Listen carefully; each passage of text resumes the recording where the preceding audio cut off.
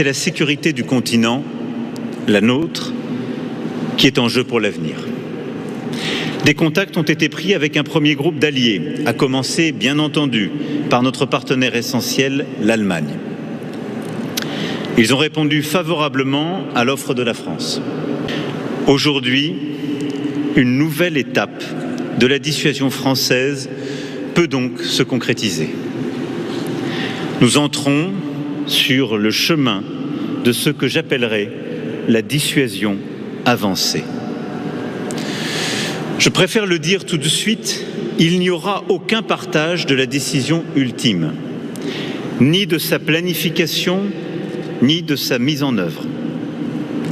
En vertu de notre Constitution, elle appartient au seul président de la République, comptable devant le peuple français. En conséquence, il n'y aura pas non plus de partage de la définition des intérêts vitaux qui restera d'appréciation souveraine pour notre pays.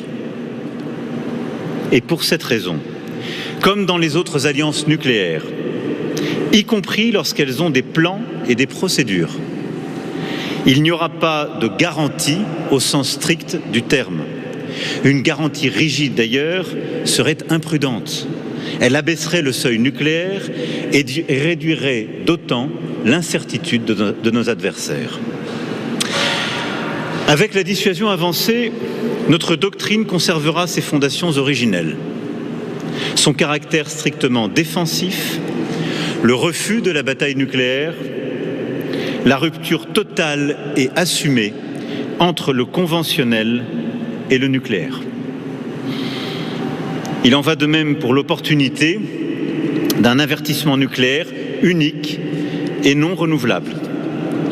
Il sera toujours décidé à la seule discrétion de la France pour signifier très concrètement que le conflit vient de changer de nature et que la France entend par ce moyen préserver une ultime chance de rétablir la dissuasion.